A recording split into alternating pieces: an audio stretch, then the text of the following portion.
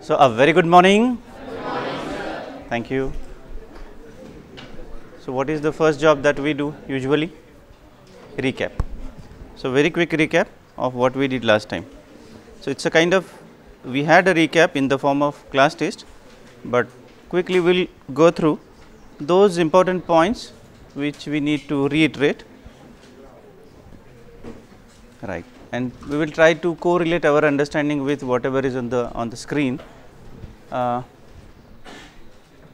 Non-preemptive kernel that we try to understand, 4 kinds of important scheduling policies based on whom to give control, and 2 policies based on when to give control, right. And we target priority based because it is useful for real time systems, and preemptive because it gives better response in terms of task level response time. Then in case of non-preemptive kernel, the task must voluntarily give control back to whom? OS, right, back to OS, and then OS will assign the CPU to the next task. So, that is important. It is also called as cooperative multitasking. There was one operating system called Windows 3.1 that was actually based on non-preemptive kernel, and because it was non-preemptive kernel and it was a cooperative multitasking. It means if I run Turbo C in Windows 3.1 and if my program hangs, it will take infinite time, and since it takes infinite time, it will not pass any control back to OS. It means the whole system will be hung or standstill. So, you have to restart the machine, but this does not happen nowadays. You can just go to task manager and kill that. It means it is possible to kill the task. So, we went through the example. We also had a graphic which illustrates that non-preemptive kernel requires the current task to complete itself, and then the control is passed on to the required task. Fine. So, what is the meaning of completing a task?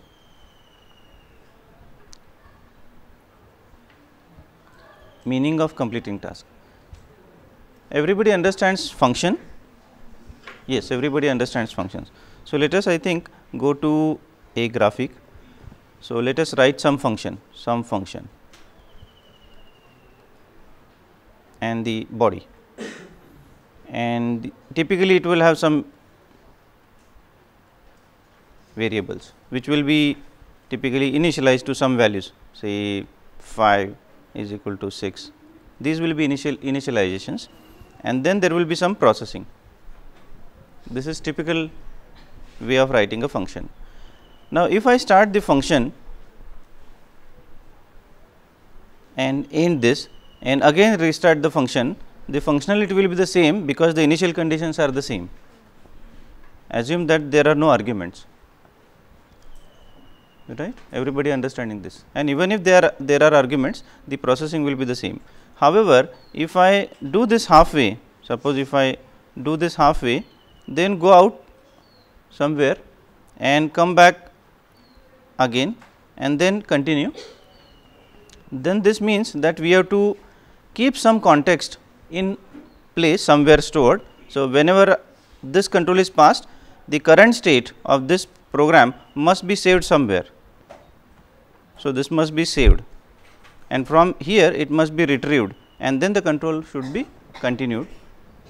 So, that the function will feel that almost nothing has happened, the same thing is continued even if there is a break. Are we understanding this? Right. But what we understand by completion, it means if we start a function and end the function and restart the function, it means we again start that function from fresh. So, it means the initial conditions will be fresh and there will not be any issue as such. So, if we go back to the slide show and if we find that if I start this function here, then ISR complete the function and give the task, give the control to high priority task, and again come to that place So, there is no issue as such. So, there is no need of any reentrant function. There is no need of any reentrant functions, because the functions are not broken in between. So, you can use global variables also in case of non preemptive kernel. Are we to some extent getting this point? Right. Fine. The task level response time is less as compared with foreground background system. This is illustrated here. Last time we saw that. And the time is given by the longest time. So, here if the remaining task is longest, or unfortunately that interrupt is occurring here, the remaining time will be the execution time required, but that is supposed to be of longest task, because worst case response time has to be considered as far as the whole system is concerned. Right. I think we will move ahead with preemptive kernel. Preemptive kernel, as we know that I think last time there was a question from somebody when I left the class. He talked about where is that ISR coming in between. What happens? Let me illustrate his question. His question was why that ISR is coming in between, and why we are saying every time that ISR is coming and it is making the other task ready task. Why it is happening? It is happening because there is only one CPU. Everybody agrees that there is one CPU, right? So, we will go to this. There is one CPU. So, this is the CPU. This is our CPU processor. We assume that this is a person, and there is also a person who is going to direct this fellow what to do, which is OS. Right. Now, unless and until some things are executing, they will not give us results. Whatever result we would like to have, it must be executing code, nothing other than that. So, what we are talking about, why is the ISR coming in between? So, whenever a low priority task is running, I repeat this, whenever a low priority task is running, suppose low priority task is running. If it is running, it obviously means that OS is not running. Everybody understanding this? When I have a machine with me, the OS is always running. We feel that OS is running, and then it is running the various applications. But imagine a situation where a task is running or a notepad is running, and notepad's instruction is actually currently being executed. When notepad's instruction is being executed, you cannot say that operating system's instruction is also being executed, because there are no two CPUs. Are you understanding? Yes or no? Right. So, when we say that the operating system always runs, that is not true. Are we understanding? So, remember the CPU is a single CPU for our case, especially for embedded systems. Single chip solutions are required. So, single processor is there, and as far as the CPU's timeline is concerned, it is going to be shared between various things, various softwares. One of the software is OS itself. Everybody agrees with this, right? And some of the other softwares are task 1, task 2, task 3. These are other things we wish to run. So, obviously, this timeline will be shared amongst T1, T2, T3, and obviously OS. And it means that OS is not all the time running. OS is running sometimes. Everybody understanding? So, we have to come out of the illusion that operating system is all the time running. Operating system is not all the time running. Operating system, whenever gives control to a task, say T1, then operating system is not running, the task is running on that CPU. Why? Because there is only one CPU. Everybody understanding? So, we now come out of the illusion that operating system always runs. It appears that it is always running, and we always say that operating system is running and it is making the various tasks to run. This is what we say for our understanding. However, in reality at instruction level, at a time only one instruction can get executed. We all know that, and therefore, at a time only one software can run, and that one software can be either OS or T1 or T2 or T3 or whatever task. So, this is a in reality it is a sequential manner, but since the sequential manner is run so fast, it appears like it is happening parallelly, and this we call as a virtual parallelism. We call this as a virtual parallelism, right. Now, when we understand that operating system is not all the time running, for example, suppose this time slot, if we pick up this time slot and say T1 is running, if T1 is running, there must be some kind of interrupt for operating system to know when to give control to say T2. Everybody understanding this? And for interrupt to occur, there must be some hardware event, typically some hardware event. And if we want some regular events to be occurring, so that OS will get regular chance of deciding whom to give control next, we need to have a timer. So, operating system uses timer for its own operation. Operating system must use some or other timer for its own operation.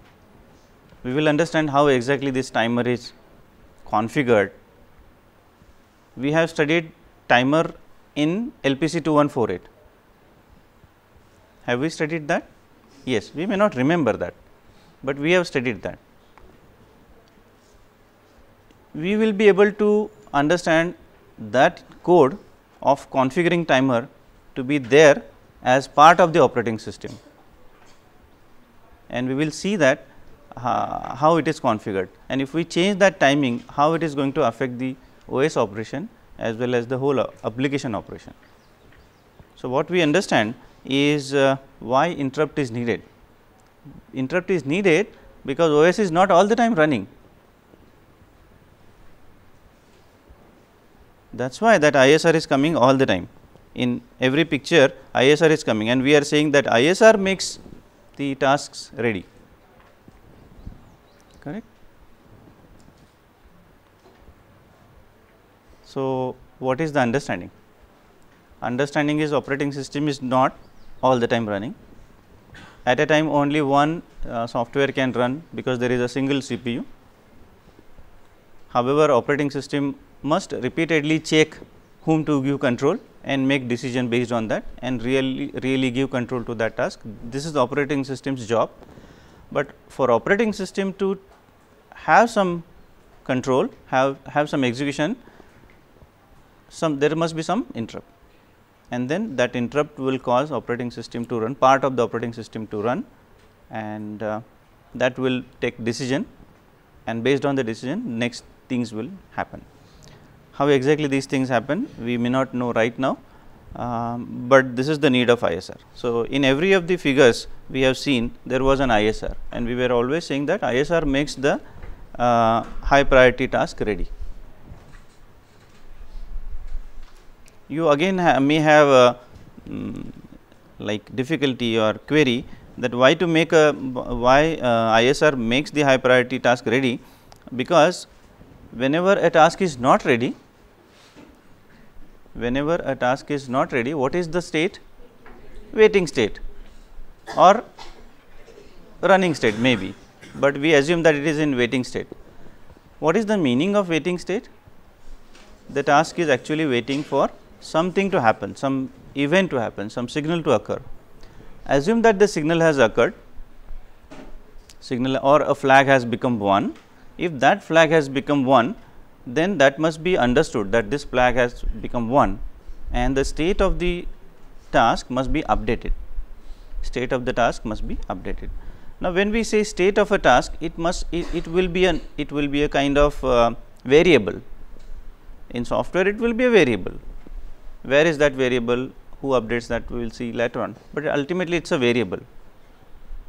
For example, running, waiting, ready, dormant, 4 tasks, 4 states we understand. So, we can assign numbers like 0 is this, 1 is this, 2 is this and 3 is this. You can assign numbers, and these numbers will be updated by the software, and these variables will be handled by operating system.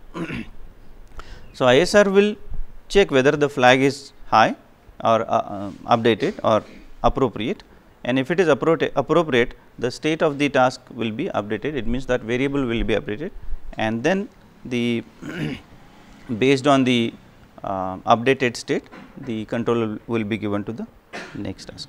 Anyway, so all these things we will be understanding slowly by going through the source code. However, the purpose was to tell you in brief the need of ISR. There is a need of ISR. Only small thing you can understand, that there is a need of an ISR because OS is not all the time running. This itself is enough to understand why there is need of ISR.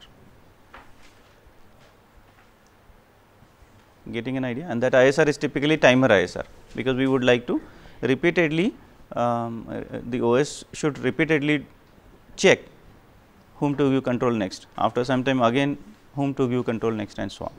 So, for that ISRs are written that way. Fine. So, we will go next, and this problem we understood, preemptive kernels problem. Right. So, today we will understand priority inversion, which is a kind of problem which comes into picture when we decide to use operating system.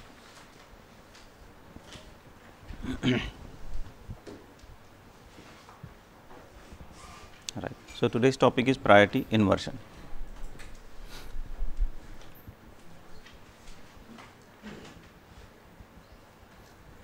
So, before we understand this diagram, which is from the book, it seems to be difficult to understand initially.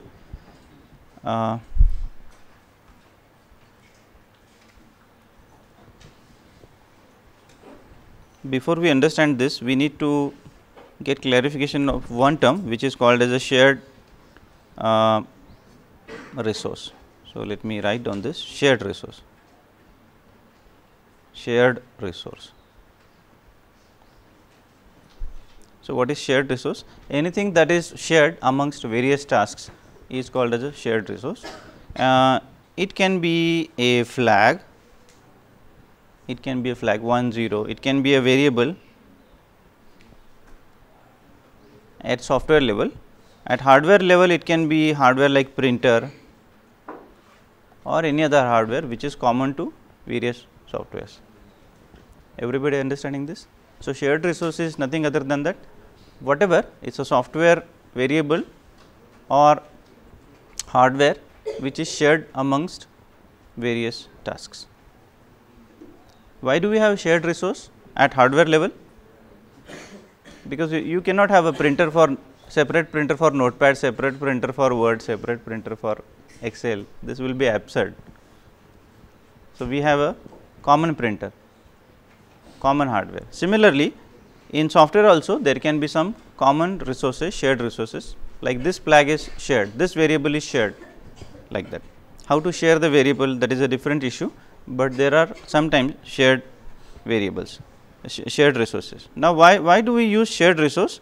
Because we would like to create an interlock between two tasks. Suppose if we want say task 1 and task 2, and unless and until task 2 is over, I do not want to start task 2.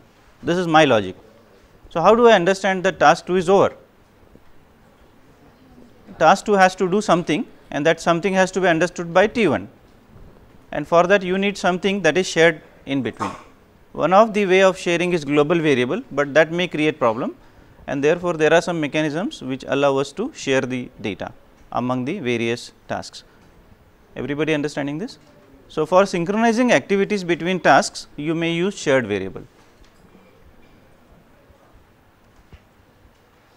Everybody understanding this, right? So, shared variables are useful for timing purpose, like T1 must finish and then T2 or T2 must finish and then can T1 start. If the logic is like that, you can implement that by using a shared variable. So, shared variables are useful. Fine. So, if there are shared variables, it also it creates problem. The problem is something like this. There are 3 tasks in this example: task 1 which is high priority, task 2 which is middle priority, and task 3 which is of low priority. 3 tasks of different priorities. The horizontal axis is time axis, and hashed portions are indicated, they are indicating that it is being executed. This is execution. Anyway, we will understand that. So, in the first place, task 3 starts executing. It requires some shared resource. So, here it gets the shared resource because it was available, it gets shared resource, and with that shared resource it starts working on that, maybe incrementing that variable or updating whatever. After that, task 1 which is of high priority requires would like to execute. So, because it is having high priority and we assume that we are using preemptive kernel, the control will go to task 1, because preemptive kernel means give control to the highest priority task which is ready.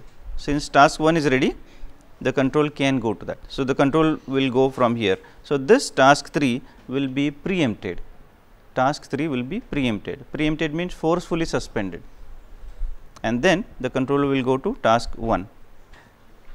Task 1 will continue, but as soon as it feels that there is the need of the shared resource, the same shared resource which task 3 is using. Remember, task 3 has not released the shared resource, task 3 is still using that shared resource, and task 1 wants shared resource at this point. Since task 1 wants that shared resource and that shared resource is only available with task 3, task 1 cannot continue even if it is of highest priority. Task 1 cannot continue. We will understand this again by a real life example, so that the things will be more clear, but let us go through this as a one iteration. Here task 1 wants the shared resource, but it does not have that because it is with the task 3. Task 3 says that I cannot continue. Operating system now thinks whom to give control. Task 1 says that I will go to waiting state because I do not have any resource, which whatever I want, it is with somebody else. So, task 1 says that please take control back. So, this task 1 says to task 1 will say that to OS, and OS will start thinking whom to give control. There is only one person here, one task which is ready to run. So, task 3 will continue. Now, the worst part comes in between, that after some time task 3 is still keeping the resource with itself, it is not relieving that resource or relinquishing that resource or giving up the resource. In between there is one task 2 coming in between. Task 2 does not require any resource, it is a plain execution, but because task 2 is of higher priority than task 3, task 2 must be given control. So, it is given control, and unfortunately, if task 2 runs for a longer time, the shared resource remains engaged for a long time unnecessarily. Are you to some extent? Right. So, middle priority task 2 comes in between, the control has to be given because it is of high priority, relatively high priority with respect to task 3. OS will allow task 2 to run. When task 2 says that my job is over, it will say that now the control can be given to anybody else. At this point, what is the state of task 1?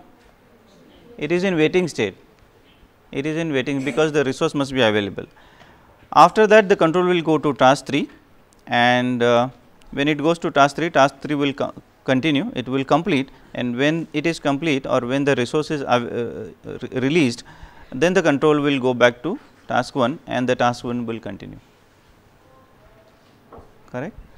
So, what is happening here is that we say that the task 1 is having highest priority. We say that the task 1 is having highest priority, but it is not allowed to run, and it takes longer time to finish its execution, whereas task 3 is executing because it has acquired the shared resource.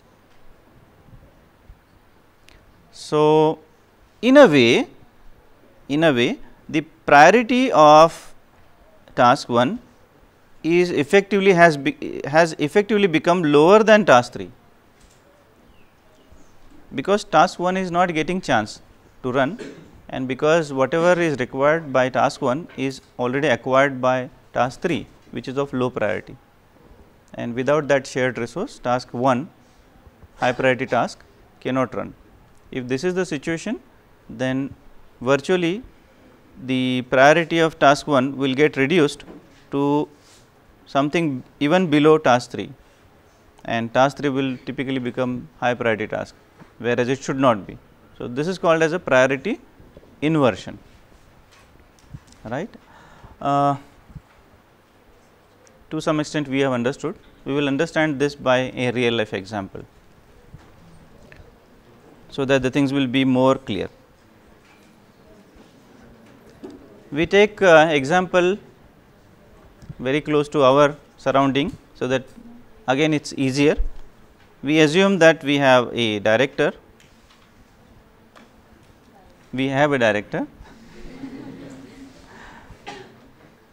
and he would like to go out, and for him there is a car. We have a car. Now, this car is a shared resource. Without this car he cannot go out. This is a shared resource, right. There is a peon. Now, you might have understood priorities. There is a peon who would like to go to elsewhere, but since it is a shared resource, he can avail the same car that the director can avail. Now, this is not practical, but it is in example this is true. In this example, peon can also acquire the same car that the director can acquire. Now, imagine that they came in the corridor where it is parked at the same time. In fact, peon came earlier, and after that the director came. Unfortunately, peon came there earlier, director came slightly later. Peon sat into this car, and then he started driving. He wanted to take a round. It wanted to take some round. Now, director has to wait. There is no option because there is no car. Director has to wait. The worst part came here when the peon was driving. There was a faculty member, middle priority. Faculty member has middle priority. So, when the faculty member says please stop, the peon has to stop, and the faculty member does not require car. He will not drive the car, but he will start talking with the peon. That is all, nothing other than that. The shared resource is idle that way, it is not being used, and faculty member will be talking with that fellow, and this will eat time, this will eat extra time. Are we understanding? And this whole activity will take longer time. Suppose the faculty member takes 1 hour to talk with this, the director has to wait for 1 hour extra, correct. So, he will feel that I to director who I am director and I am made to wait, because the system is like this, So, this is inappropriate. This is called as priority inversion. The director is made to wait because there are shared resources, and shared resources are being acquired by a low priority task, and in worst case, worst to that, there is middle priority task is coming in between, and that is disturbing the system. Are we understanding? Right. Now, what is the solution to this? First of all, everybody understood the problem itself, right. Try to understand once again. In case of operating system kind of application, there must be multiple tasks. everybody will agree with this. If there are multiple tasks, multiple priorities have to be there. If there are multiple priorities, some priorities will be high, middle, low and so on, they will be there. If there are shared resources coming in between, and unfortunately this is going to happen, like low priority task is acquiring a shared resource and it is not releasing that, the high priority task has to wait, because without that shared resource the high priority cannot continue. Similar to the fact that director will not be able to move unless there is a car, right. So, this problem is going to be there. So, we are actually like the director is virtually reduced to below peon in this situation for that particular period itself. So, this situation is not appropriate, and for that there should be some solution. So, what is the solution? The solution is like this: when the peon is driving, when the peon acquired the car, somebody comes to peon and tells in his ears that you are temporarily given the charge of director. अभी आप director हो temporarily, mentally सिर्फ, you are now director, temporarily you are director. As soon as the peon sits in the car, he is told that you are temporarily director, or not director, even higher than you are chairman of this institution. And the virtual chairman, that chairman who is actually peon, temporarily chairman, starts driving. Somebody else comes in between, faculty. Since he is a chairman, he will not stop.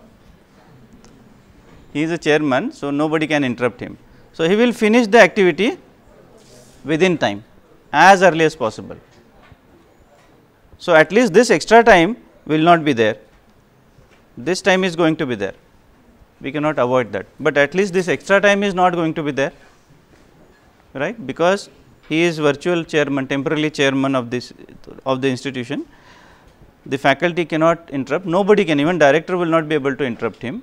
So, that the peon will finish the use of the shared resource, that is car, at the earliest, fastest, and the director will get the car at the earliest, right. So, this is what is exactly done, and that is illustrated in the next figure. So, let us go back to the explanation from start. Task 3 getting executed, it gets the shared resource with itself. Then task 1 wants the CPU's share, task 1 gets the share.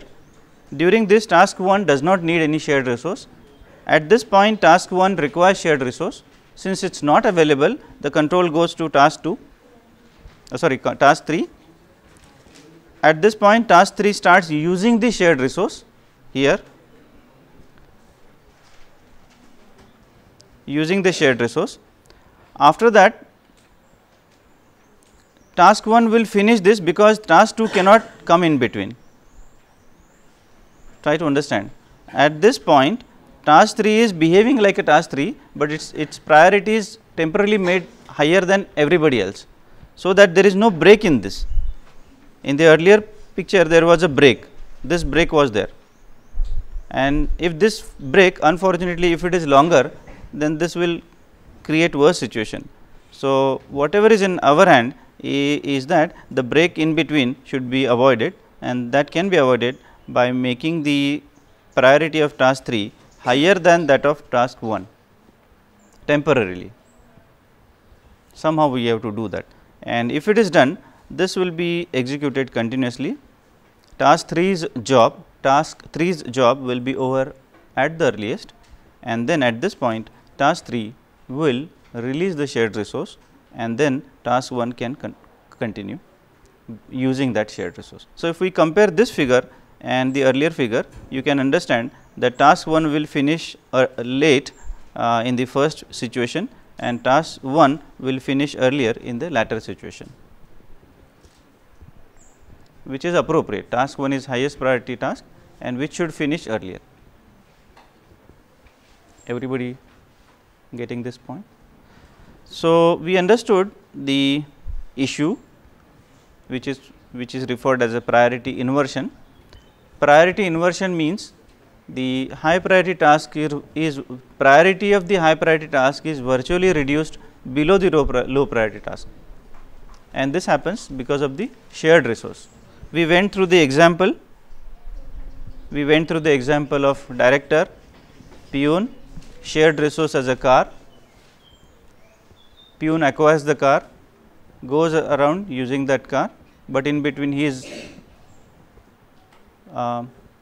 disturbed by faculty who eats lot of time of the peon, and therefore, peon finishes late, and which is affecting director's requirement.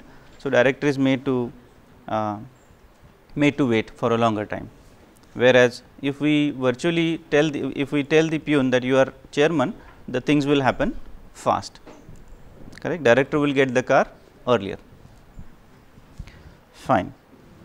So, the solution to the priority inversion is, what is priority inversion we understood, what is the solution to that. So, please read this. Do we agree with the first bullet, priority inversion cannot be avoided? So, let us think over this, and you can think over this through the example also, whatever we try to understand. So, can this be avoided? If there is a shared resource like a car, and if the system is such that the car can be used by either peon or faculty or director, anybody can acquire that car. Under such situation, the peon can acquire the car. The same car may be required by director, and so on. So, it cannot be avoided. If the system is like that, we cannot avoid that. Now, in real life, in actual real life, this is not allowed. Director is not made to wait. Why? How this is? They do not use shared resource. They do not use shared resource. Director has a dedicated car. It is not shared amongst faculty members and peons, because they do not want priority inversion to happen in real life, right. So, this is a fictitious example we gave.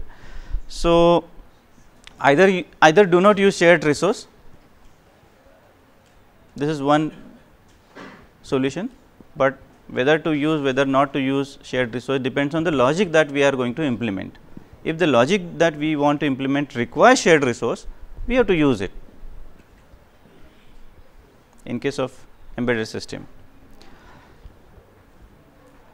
So, the first bullet says that do not make sharing, do not have shared resource. The second bullet, sub bullet says, if it is at all necessary, make the low priority task to release the resource quickly. Write the code in such a fashion that the low priority task, the peon will use the car at the minimum use of that car by peon. And the third solution is temporarily raise the priority of low priority task to that of more than the suspended high priority task. It means peon is told to behave like a chairman. Everybody understanding this? Right. Fine. So, have we understood any query, any difficulty? What we should have understood till now is what is priority inversion.